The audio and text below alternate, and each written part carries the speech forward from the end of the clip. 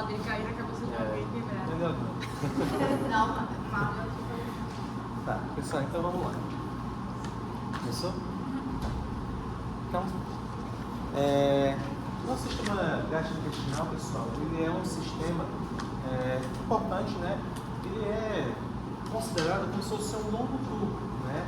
Vai ter diâmetro variado, que são vários segmentos que vão se unir, né? Para que a partir dessa união desses segmentos a gente tenha também o processo, né, de digestão, mastigação, deglutição, digestão e absorção do alimento. Então, quando a gente utiliza o sistema gastrointestinal para poder fazer todo esse processo, quer dizer que para que a gente consiga nutrir o nosso corpo, se alimentar e manter as nossas energias, né, o funcionamento ideal, a gente precisa absorver esses componentes alimentares. Só que essa absorção, ela se dá, né, através desses processos aqui, sendo ali a parte da digestão e da absorção, sendo basicamente os últimos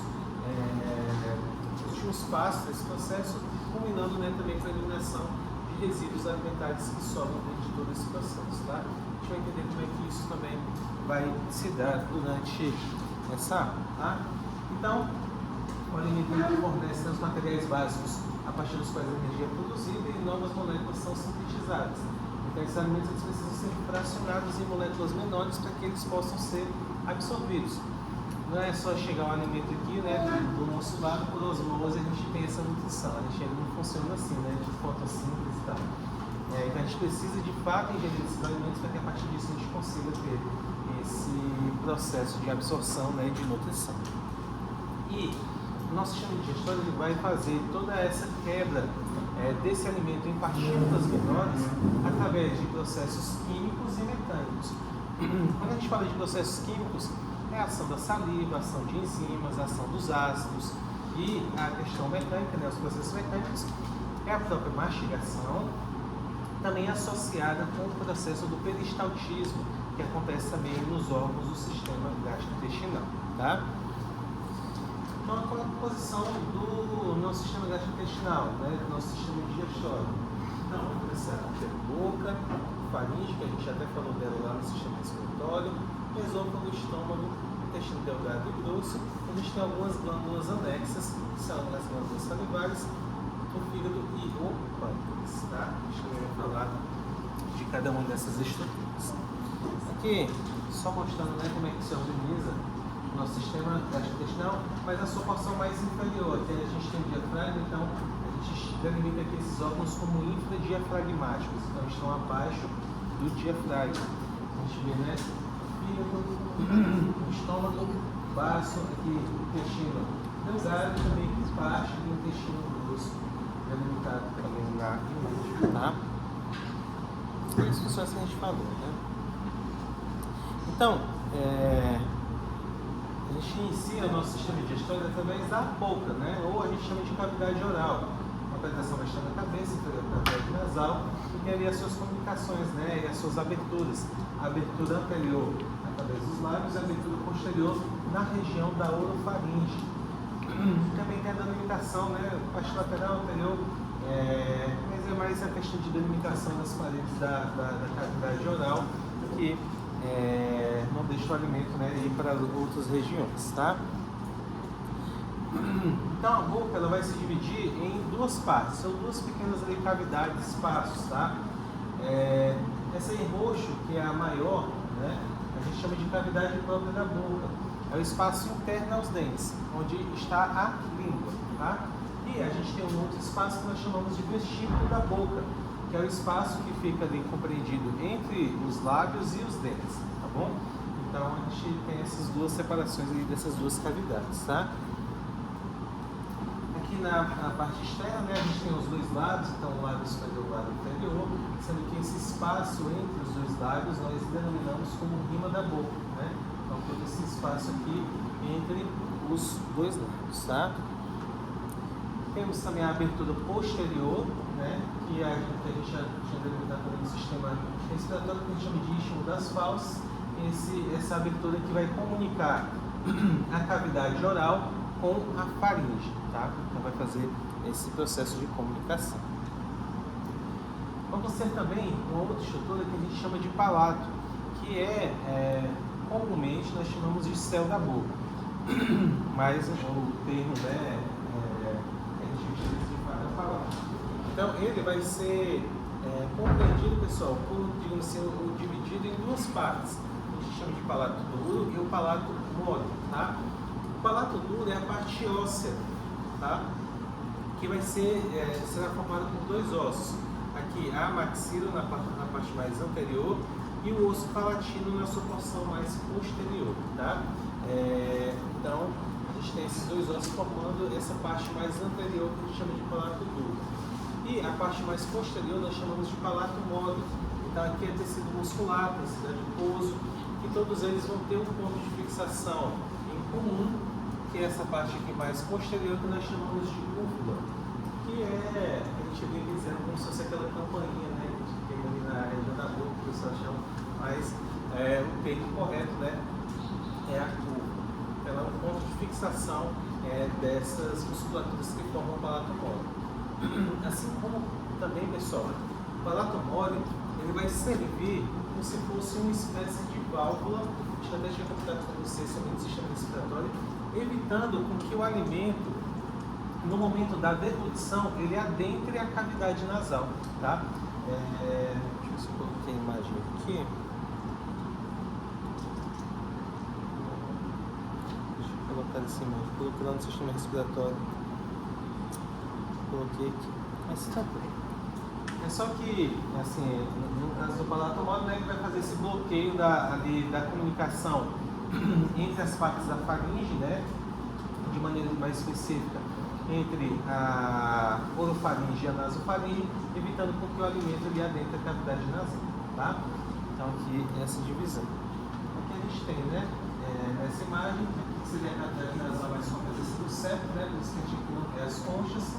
Temos aqui o palato duro, e a gente consegue ver bem essa divisão. Então aqui a gente tem a parte óssea e depois aqui a parte muscular, né? Então aqui todo o palato duro, maxila e osso palatino, e aqui a parte do palato mole de tecido muscular, tá? E como eu falei, né, aqui é a cavidade, olha, a cavidade nasal, elas não se comunicam diretamente, mas existe, né, esse tubo de comunicação que é a faringe, que por algum acaso uma falha nesse fechamento aqui dessa válvula pode ter a comunicação, né, entre essas duas cavidades, mas que não é o ideal. Até na primeira aula de anatomia a gente falou também de uma anomalia que poderia acontecer também nessa região. Vocês lembram lá da feira palatina, isso também chamam de labirinto. Então é um defeito na formação dessa estrutura, tá? Por isso que existe a comunicação entre as duas cavidades, tá bom? Beleza, agora a língua, tá? A língua, pessoal, é um órgão muscular que fica na região do assoalho da boca. Aí tem funções de mastigação, deglutição, fonação e gustação, tá? Ela também é dividida em algumas regiões. A parte mais anterior da língua nós vamos chamar de ápice da língua, tá? Depois aqui a gente vai ter o corpo da língua e essa parte aqui mais posterior, que será a parte da inserção da língua nas outras musculaturas, nós vamos chamar de raiz, tá? Aí a gente também tem a face superior da língua, que é essa que a gente está vendo, e também temos também a face inferior. E a face inferior, pensei que eu tinha colocado. Só para poder mostrar a imagenzinha do frênulo da língua, que no caso, parecido com o que a gente viu lá na musculatura, que a gente tem aquelas membranas que formam a musculatura, elas todas vão ter um ponto fixo ali de fixação. E esse ponto de fixação é que forma o frênulo da língua, que é essa partezinha aqui embaixo da língua, né, que deixa ela fixada também dentro da nossa boca, tá? Então, a língua também não se organiza dessa forma, tá? Uma outra característica também da língua é a presença das papilas, né? Então, existem vários tipos de papilas, as filiformes, as circunvaladas ou ovaladas, né? Então, existe esses tipos de papilas que elas é que vão ser as estruturas responsáveis para que a gente sinta o sabor dos alimentos, né? O sabor das coisas que a gente ingere. E aqui existe eu vou dizer assim, que é uma regra específica, né? Mas uma preferência em relação às regiões da língua no sentido dos sabores, né? De você perceber os sabores. Então, na parte mais anterior, no ápice, então o gosto mais doce, aqui na região do corpo, o gosto salgado e azedo, e ali no fundo da boca, né? No caso, na parte mais posterior da língua, ali na região da raiz, gosto amargo, tá? E aí vai ser até algumas coisas que a gente vê a anatomia e depois vê no nosso dia a dia, parece que vão se combinando. Você fala assim, você vai ficar com um amargo lá no fundo da boca. Na região mais posterior, né? Então essa sensação do amargo, ela tem essa predominância aqui mais na região posterior, tá? Mas não quer dizer, pessoal, que a gente deixe de sentir o doce aqui ou deixe de sentir o salgado em alguma das regiões que não estão delimitadas, é que tem digamos assim, uma predominância no sentido do sabor nessas regiões, tá? Mas todas as outras regiões elas vão ter sim essa percepção de sabor, tá? Aqui a gente tem, não fazem parte diretamente do sistema digestório, mas estão ali associados, aí eu acho interessante comentar, que a gente chama de tonsilas, ou que o pessoal também chama comumente de amígdalas, né? São as estruturas de tecido linfático, né, que estão aqui na parte da cavidade oral, mais especificamente ali na língua, né? O que eu acabei colocando? Porque às vezes quando a pessoa tem uma reação imune muito forte, né, ela pode ter um inchaço dessas estruturas, né, elas podem aumentar de tamanho, e aí a pessoa também pode ter dificuldade na deglutição dos alimentos, porque você tem um espaço menor, onde são estruturas que estão com um processo inflamatório ativo, então acaba gerando dor, gerando desconforto, e aí acaba, né, dificultando a deglutição dos alimentos, tá?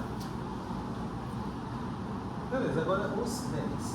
Então os dentes são órgãos duros, esbranquiçados, implantados nos ossos maxilar e na mandíbula. Então aqui, né, a gente consegue visualizar os dentes nessa região. E pessoal, os dentes eles se dividem em algumas regiões, tá? A gente tem a parte mais externa do dente, tá? Que é uma parte externa mesmo, né, que a gente visualiza, nós chamamos de coroa, tá? Da coroa. Logo depois, a gente vai ter uma parte do dente, logo depois da coroa, que ele vai fazer como se fosse uma constrição, uma diminuição do seu tamanho.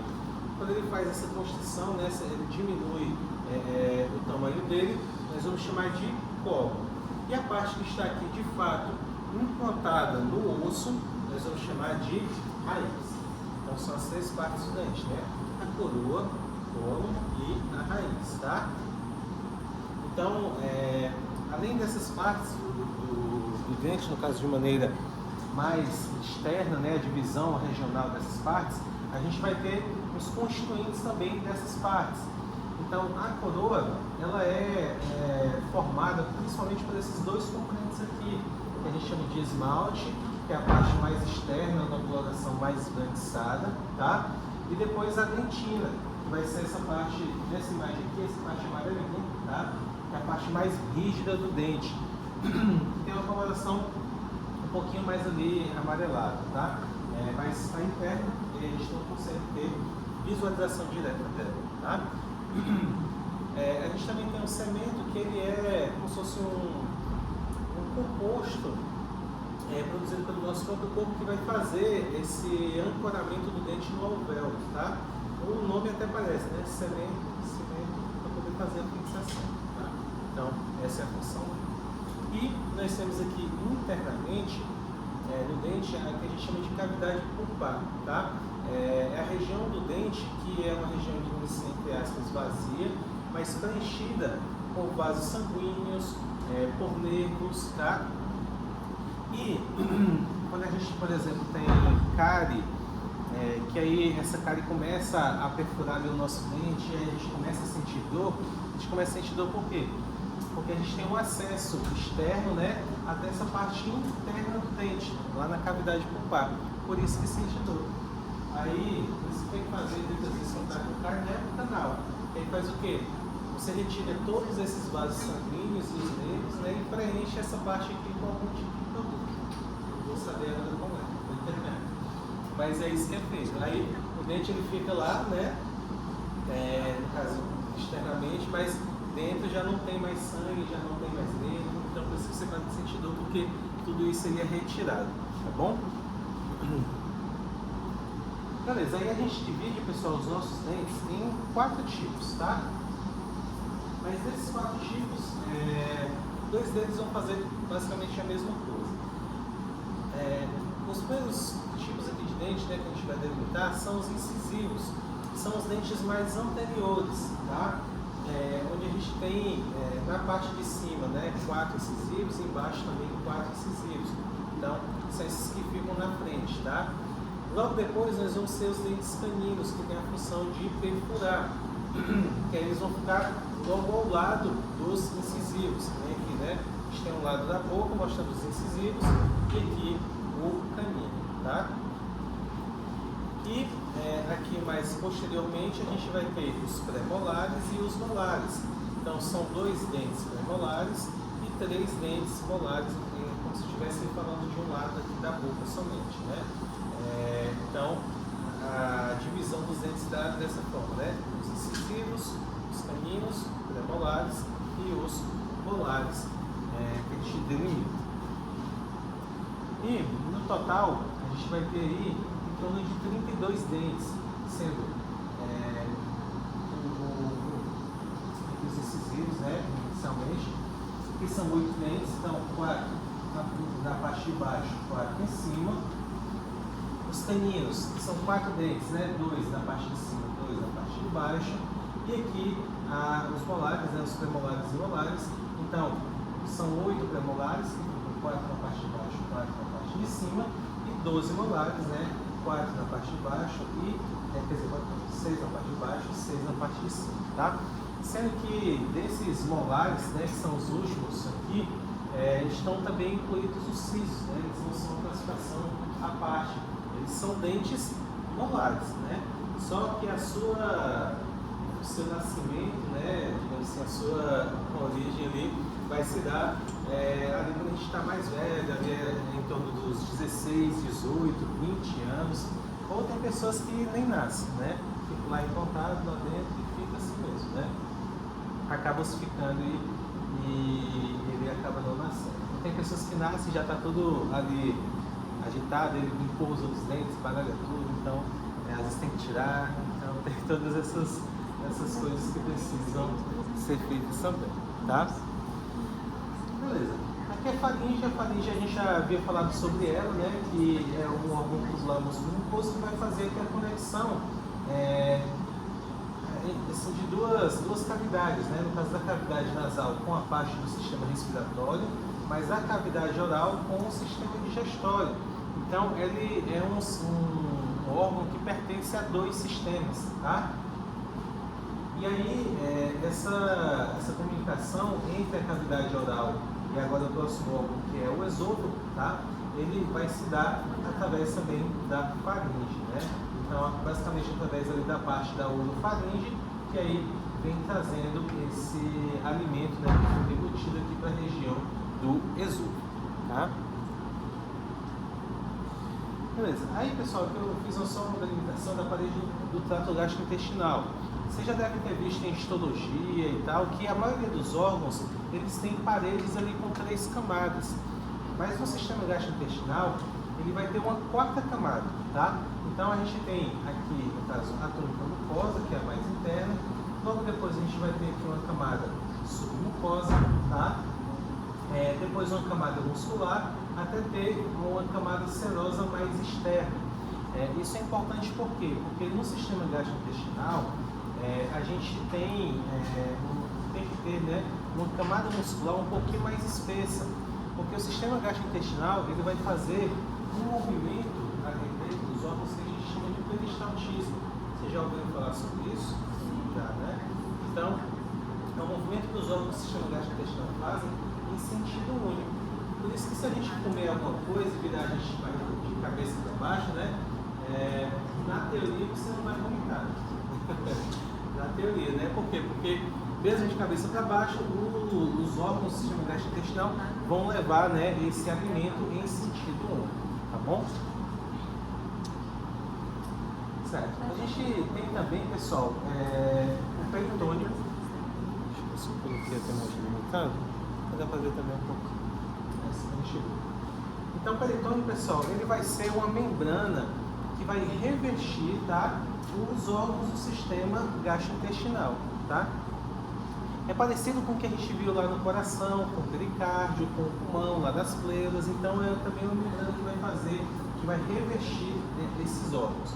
Aí a gente vai ter também as duas divisões, né? O peritônio visceral, que vai ser a parte mais externa ali, ou a camada serosa, né, desses órgãos, e o peritônio parietal, que vai revestir internamente a cavidade abdominal, tá?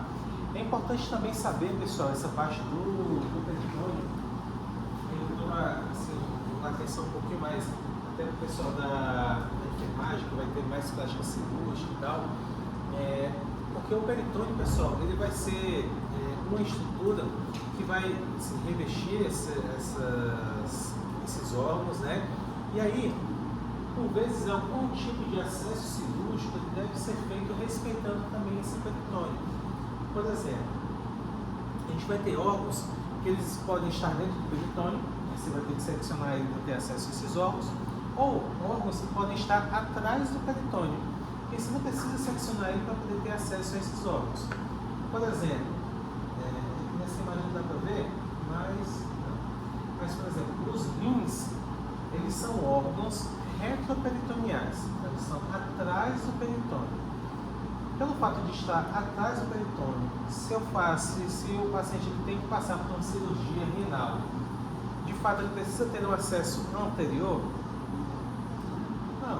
Por quê? Porque imagine, eu vou ter um acesso aqui anterior, então eu tenho que abrir a pele, abrir o peritônio, afastar todos os órgãos para chegar lá nos rins. Olha o trabalho que é, né?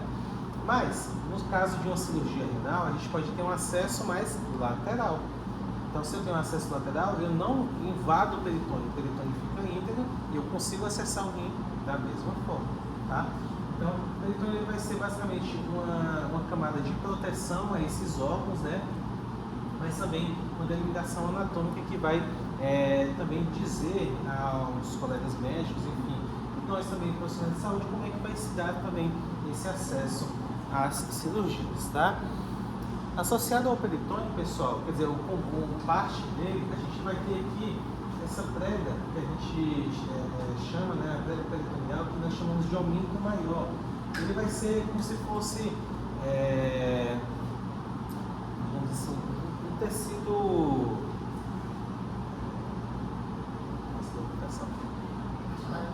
Não, a cartilagem. É um tecido fibroso, melhor dizendo, isso. Que ele vai revestir todos os órgãos ali do sistema gastrointestinal, formando, como a gente fala assim, esse avental, tá? Ele fica por cima. Aqui nessa outra imagem, vocês conseguem ver, ó, esse peritônio levantado, tá? Então, ele aqui, quer dizer, esse aumento levantado. Então, aqui, quando ele estava recoberto, né? Recobrindo, melhor dizendo, os órgãos do sistema gastrointestinal. Tá? Outra característica também que a gente tem desse peritônio é a formação do mesentélio. O mesentélio ele vai ser um tecido também semelhante ao momento, mas que é um tecido de fixação para o intestino delgado. Tá? Digamos que vocês presenciaram uma facada. Uma facada. E aí, depois quando vocês olharem lá o paciente, a pessoa que levou uma facada, parece que os órgãos começam a se querer sair, né? A se expor, tá? Pode acontecer isso. Mas a gente não pode imaginar que o intestino delgado ele é como se fosse um novelo de lã, né? Uma bola assim que você vai puxar e ele vai saindo, tá? Por quê? Porque ele tem um ponto de fixação único, que a gente chama de mesentélio.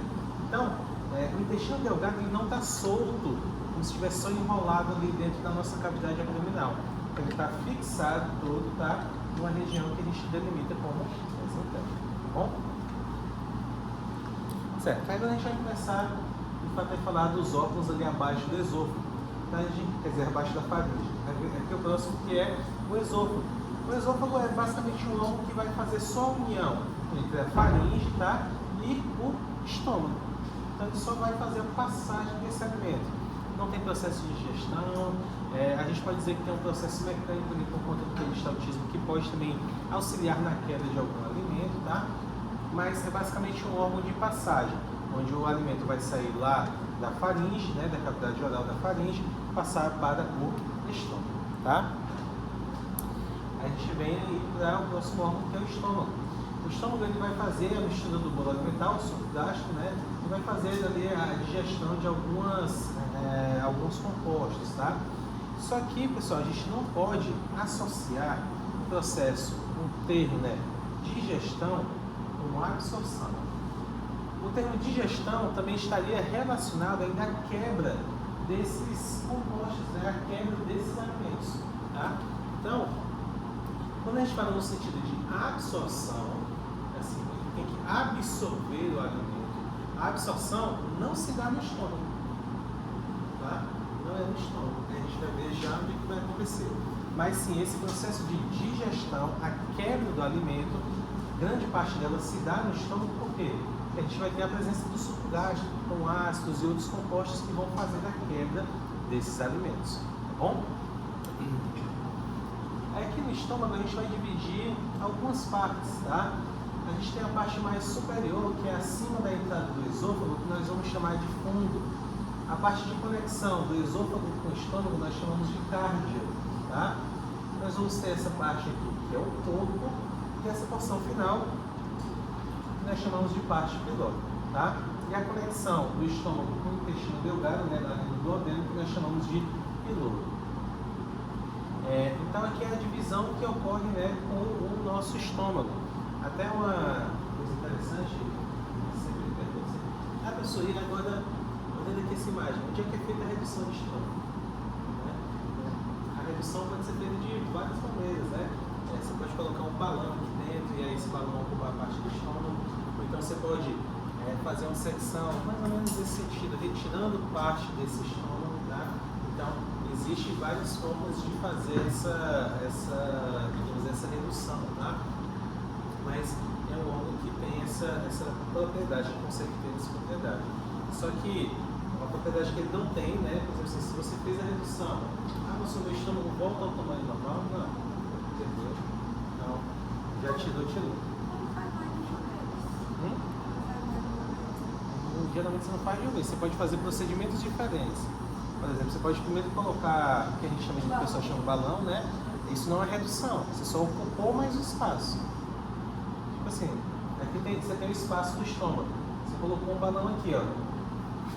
Esse aqui não usa mais, porque está preenchido já. Então você só usa isso daqui. Então não é um processo de redução do estômago. Mas quando você faz, de fato, um corte e retira essa parte, isso sim é redução.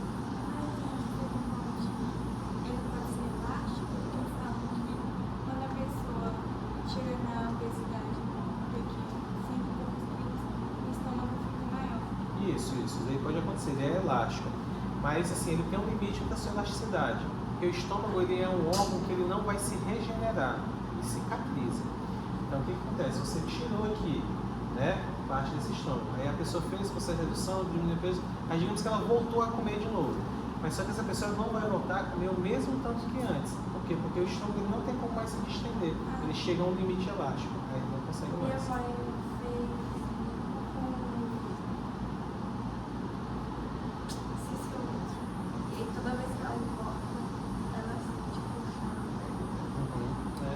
Porque você tem um limite elástico, né? Então você não consegue vencer esse limite, porque senão o risco aqui seria de romper esse estômago, né? Por conta da distensão que é provocada. Tá. Foi o que a gente delimitou, né? As regiões. Tá. Também também existe a presença de esfíncteres, né, que são estruturas, músculos que vão controlar a passagem desse alimento aqui no estômago. A gente tem o esfíncter tático, que é o esfíncter responsável por evitar com que o alimento ele retorne para o esôfago. Tem pessoas que têm defeito nesse esfíncter, tá? Por isso que a gente tem aquela patologia que a gente chama de refluxo gastroesofágico. Então, um esfíncter que às vezes não consegue ser controlado e a pessoa vomita o tempo todo, né? Mas às vezes se alimenta, dependendo da alimentação, ela tem esse refluxo que pode acontecer, tá? Muito comum também em bebês, porque não tem o controle correto ainda desse esfíncter, tá? E vamos ter o esfíncter pilórico, que vai fazer o controle da passagem das substâncias daqui do estômago para o intestino delgado, tá? Vamos também ter, pessoal, a presença das pregas gástricas, tá? Que são estruturas responsáveis por dar essa elasticidade ao estômago, tá bom? Aí que eu falei, se você fez a redução, essas pregas também vão ser diminuídas, então você tem essa capacidade elástica de diminuir, tá? Que pode, digamos, voltar ali um pouquinho, mas não necessariamente ele vai retornar porque você teve a redução dessa capacidade elástica.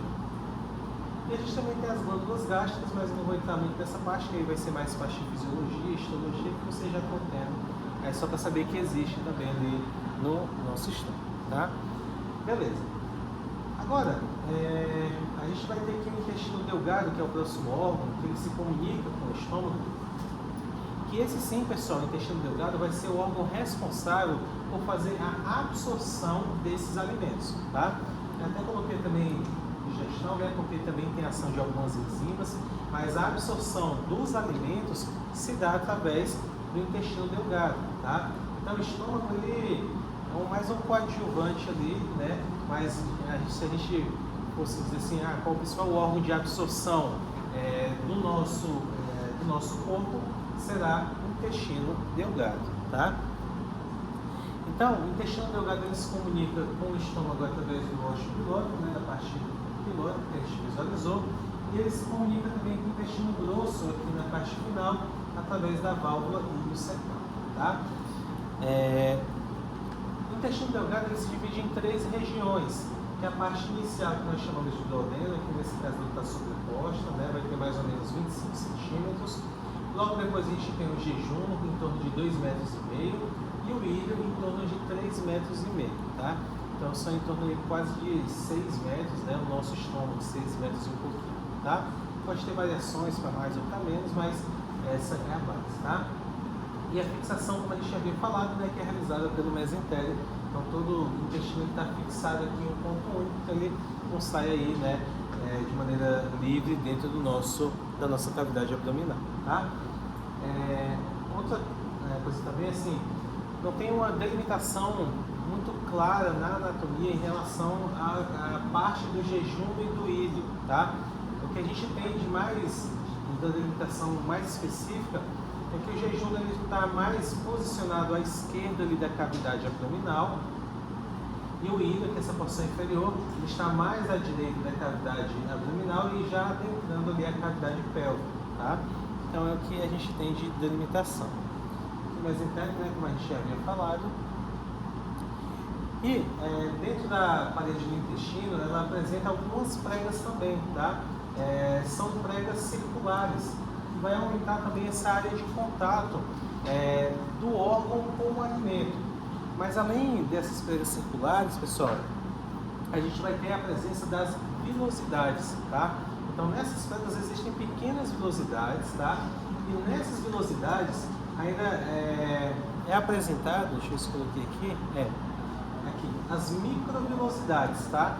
Então são estruturas que aumentam muito a área de contato do alimento com o órgão. Então a absorção ela vai se dar através aqui dessas estruturas que são as velocidades e as microvelocidades, tá? Essa imagem aqui agora que é a imagem de endoscopia do intestino delgado, mostrando a presença das velocidades, tá? Então, bem legal. Beleza, o próximo órgão, intestino grosso. Então tem em torno de 1,5 metro de comprimento. A gente chama ele de grosso porque é mais grosso do que o intestino delgado.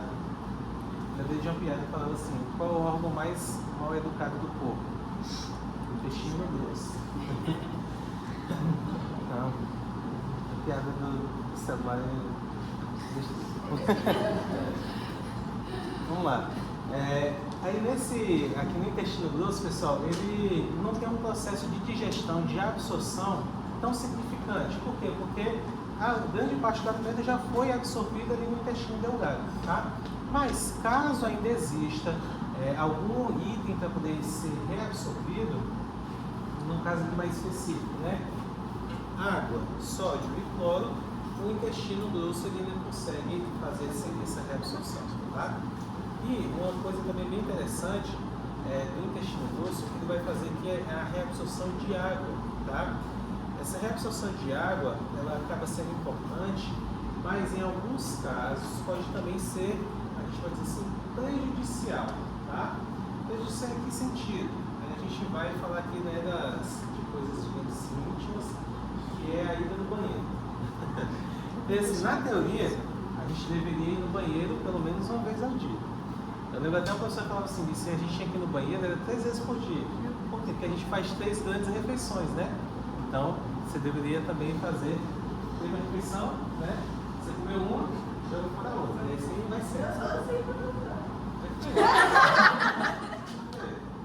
Então, bom que esse intestino está funcionando ali, que a gente entender como reloginho.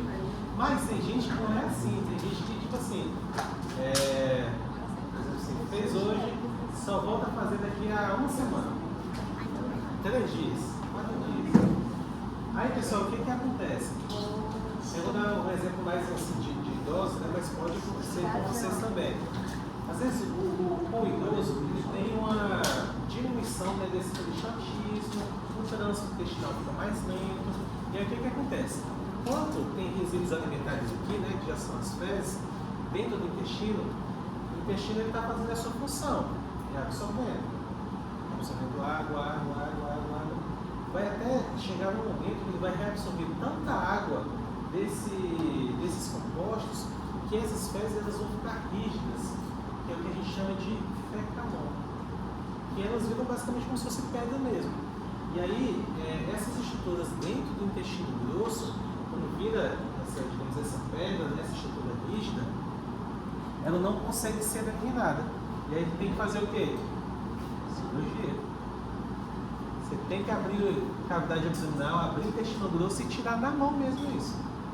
Não tem como sair. Tá? Então, para quem fica 3, 4, 5, 7 dias sem ir no banheiro, tome cuidado. Seja criança não precisa. Eu geralmente uso 2 vezes no dia. Então eu tento seguir esse. É normal. Aí você está mais normal do que os outros. Então, assim, a gente coloca, né, de ideal sempre pelo menos uma vez ao dia, né, uma vez a cada 2 dias, que é o que a gente diz assim, normal por conta da nossa rotina, questão de alimentação, né? Mas não é normal, às vezes, a pessoa ficar 7 dias. Já vi casos de gente ficar, tipo assim, 10 dias, quase 15 dias sem ir no banheiro, tá?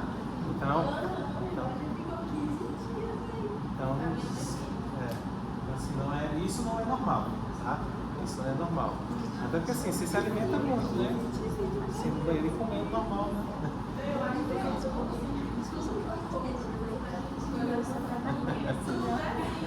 Desse jeito mesmo. Desse jeito. Mas aí o seu intestino é regulado, né? Então você consegue ter esse processo de maneira tranquila. Mas não é com todo mundo assim da mesma forma, tá? Somente tipo assim, a pessoa vai fazer uma viagem, aí fala aquele negócio, o banheiro desconhecido, aí não faz, só faz o de casa. Aí, mas se vocês são profissionais da área da saúde, vocês vão se acostumar. Porque assim, quando a gente é da área da saúde, você vai trabalhar no hospital, aí você tá lá 12 horas de plantão, aí você assim, aí dói, e aí vou, não vou, se dane, né? Isso vai. Então, você acaba perdendo a vergonha em relação a isso. Beleza, as comunicações do intestino grosso, né, com o intestino delgado, né, através da válvula dissecal, e a parte distal através do orifício anal. O intestino grosso, pessoal, tem algumas divisões, tá? A primeira divisão que é a parte mais proximal, né? Ali é a parte que se comunica com o intestino delgado, nós chamamos de septo, tá? Esse septo, essa primeira porção aqui, ele também se comunica com outra estruturazinha, que é esse prolongamento aqui, que é o que a gente chama de apêndice vermiforme, que é a estrutura que gera lá a patologia que a gente chama de apendicite. Vocês já ouviram falar na apendicite? Então essa partezinha aqui, ó. Professora, tem alguma função? Não. Tá? Então, ela pode ser retirada, ela não tem processo de absorção, nem de digestão, nem nada. Então ela pode ser retirada sem nenhum tipo de problema. Aí fala que ela era resquício de também um prolongamento do intestino, essas coisas, mas ou assim como pode ser resquício, também pode ser um estrutura que não se desenvolveu. Então não tem problema não retirar dessa estrutura, não tem nenhum tipo de prejuízo funcional, tá? Vai ter prejuízo se ela começar a inchar e se romper. Aí sim você vai ter o prejuízo, que aí as bactérias do intestino lá dentro da cavidade abdominal, a pessoa tem sepsis e às vezes morre por conta de apendicite. Então, aí sim tem um prejuízo maior, tá? Aí depois a gente vem para as partes aqui do intestino grosso. Quando a gente diz que o intestino ele funciona como um reloginho, é porque o sentido, no caso aqui dos alimentos, né, que já dos resíduos, né, das fezes, ele segue o sentido horário, tá? Então, por isso que a gente faz essa associação. Então, a gente tem essa primeira porção aqui, que é o colo ascendente, né, porque os resíduos vêm nesse sentido. Aí ele vai fazer aqui essa curva. Essa curva aqui nós chamamos de flexura, que ela pode ter dois nomes, essa flexura. A gente pode chamar de flexura direita, aqui eu estou seguindo nesse mesmo sentido, como se fosse o meu, tá? Flexura direita ou flexura hepática. Hepática por quê? Porque em cima dela tem um fígado, tá? Depois dessa flexura nós vamos ter aqui o colo transverso, tá? Aí depois do colo transverso a gente tem outra flexura, que nós vamos chamar de flexura esquerda ou flexura esplênica. Esplênica por quê? Porque logo aqui ao lado a gente vai ter o baço. Por isso que a gente determina como esplênica. E aqui a gente vai ter essa outra porção, que é o colo descendente, tá? Vamos ter aqui esse aqui no formato de S, que a gente vai chamar de colo sigmoide, e a porção final aqui, que nós vamos chamar de reto, tá? Dentro também do intestino grosso possuem algumas glândulas, possui também algumas pregas, que a gente chama de pregas semilunares. Essas estruturas formadas aqui, né, arredondadas, que formam o intestino grosso, nós vamos chamar de haustos, tá? E essa fitinha, na coloração mais avançada aqui, também reveste o intestino grosso, nós chamamos de tênia, tá? Tênia, não é a pessoa, mas tênia é a lombriga, né? Não, é porque assim, os anatomistas viram que parecia com uma tênia, e aí colocaram o mesmo nome, mas não é que essa tênia aqui é de fato a que a gente conhece como a lombriga, não, tá? É só o estudo que vai revestir ali o intestino grosso, tá? E a porção final, como a gente falou, né, que é o reto, e esse finalzinho mesmo aqui que é o canal anal, tá? Aqui nessa região, pessoal, a gente tem presença, quer dizer, já não apresenta pregas, tá? Só apresenta aqui no final essas estruturas que são as colunas anais. São estruturas que serviriam como se fossem pregas, né, para poder fazer a abertura, a distensão e o retorno, né, da abertura aqui do ânus. E nós temos aqui também a presença de dois esfíncteres, assim como a gente falou lá no sistema gastrointestinal, o esfíncter interno e o esfíncter externo, tá? E a mesma coisa também, esfíncter interno de controle involuntário, esfíncter externo de controle voluntário. Que é aquele mesmo exemplo que eu dei lá do xixi, quando a gente está com vontade de ir, a gente consegue segurar, né? Então, através do esfíncter externo. Então, assim, estou naquela vontade de ir no banheiro, e eu não posso ir agora, estou, sei lá, no meio do trabalho, estou fazendo alguma coisa, não posso ir, você contrai, né? Essa contração se dá através do esfíncter externo. Como o esfíncter interno é de controle involuntário, quando o corpo percebe que precisa eliminar, né, no caso as fezes, ele vai liberar esse esfíncter, e aí a gente tem que contrair esse esfíncter externo para poder manter essa, no caso as fezes, né, ainda aqui dentro, e fazer a liberação do movimento. Existem algumas glândulas anexas, né? A gente vai falar também sobre elas. A primeira são as glândulas salivares, que elas vão fazer, né? Vão descarregar saliva dentro da cavidade oral. A função vai ser de lubrificação do alimento, umedecimento da mucosa. Também vai ter a ação de algumas enzimas, como que a gente chama de amilase salivar, tá? Mas percebam, pessoal, que aqui dentro da cavidade oral não existe processo de absorção de nada, tá? Nem na cavidade oral, nem na faringe, nem no esôfago. Essa absorção dos alimentos só acontece no estômago. Porque eu já vi algumas aulas e na internet, algumas coisas, assim, como se a absorção dos alimentos começasse a partir da boca. Quando a gente fala no processo assim, de digestão, de quebra, até assim eu posso considerar por conta de uma quebra mecânica e por conta da ação da saliva, tá?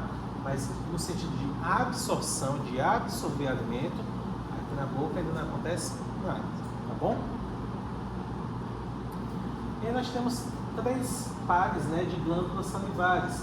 Essas aqui próximas à orelha que a gente chama de glândula parótida, essa aqui que fica embaixo da mandíbula, nessa região que a gente chama de submandibular, e aqui embaixo da língua que a gente chama de sublingual, tá? O pâncreas que também é uma glândula que está ali anexa ao sistema gastrointestinal, que vai secretar aqui dentro o que a gente chama de suco pancreático, se divide em 3 porções, que é a cauda, a porção mais lateral, tá? O corpo e a cabeça, que é essa maior porção aqui do pâncreas, tá? E nessa imagem você vê aqui cauda, corpo e cabeça sendo a parte mais medial, tá?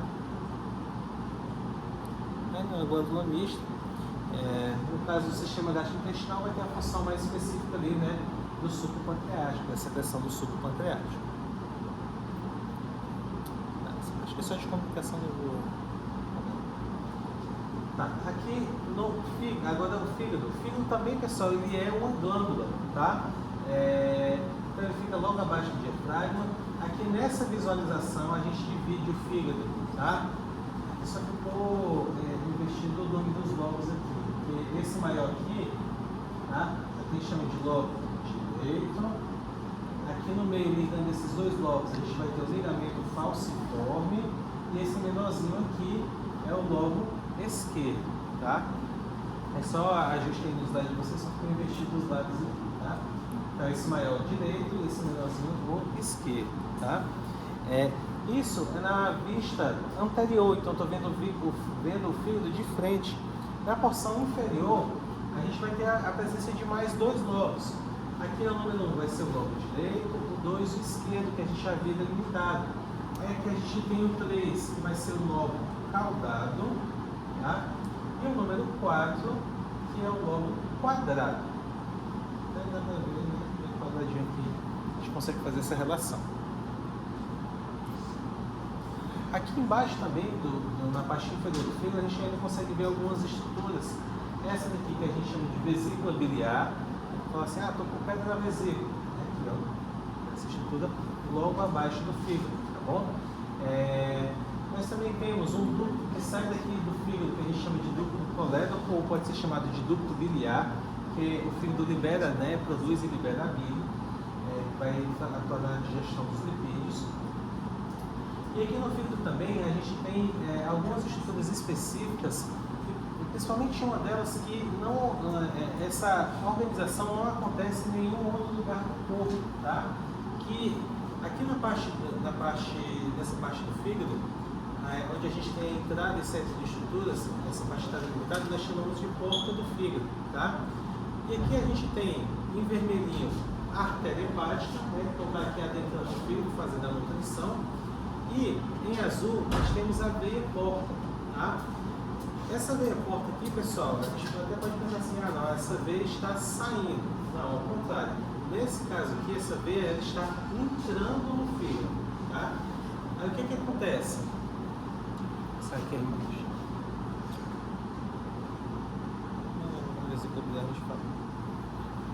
Então, o que acontece? Vou colocar aqui nessa imagem para a gente delimitar. Todas as veias dos órgãos gastrointestinais, elas vão se juntar formando uma única veia, que a gente chama de veia porta. Essa veia porta, ela entra lá dentro do fígado e ela se ramifica em novos capilares, tá? Por que isso é muito específico? Porque as veias, quando chega no nosso sistema cardiovascular, são estruturas que vão se unindo, elas não se ramificam. Mas acontece só que na parte, né, do sistema gastrointestinal, especificamente no fígado, uma veia que se ramifica, que é a veia porta, tá? Então ela se ramifica em vários capilares. Por que ela se ramifica nesses vários capilares? Porque ela vai trazer tudo aquilo que foi absorvido pelos órgãos do sistema gastrointestinal para poder ser metabolizado aqui no fígado. Por isso que ela precisa se ramificar, tá? Aí depois esses capilares vão se unir novamente. No momento que eles se unem, aí aqui na parte superior do fígado a gente vai ter uma veia que sai. Essa daqui sim sai do fígado. A gente chama de veia hepática. E se une a veia cava, entendeu? Tá? Então, é uma organização que só tem no fígado, né, essa ramificação de uma veia, mas isso é necessário para que ocorra, né, a metabolização dos componentes, né, que foram absorvidos aqui no sistema gastrointestinal, tá? Tem mais alguma coisa aqui? Só parte de função do fígado, a vesícula biliar que a gente já havia falado, né? A vesícula biliar também ela atua na reabsorção de água, tá? Então ela faz a reabsorção. E parecido com o que a gente falou, né, do intestino grosso, se você tem muita bile aqui armazenada, a água dessa bile vai ser reabsorvida. Essa reabsorção excessiva dessa água que vai cristalizar a bile, provocando a formação das pedras. Então é isso que acontece. E a irrigação sanguínea que a gente falou. É isso, pessoal. Dúvidas? Tá? Se não, finalizamos o nosso conteúdo. Tá? E é isso. Aqui.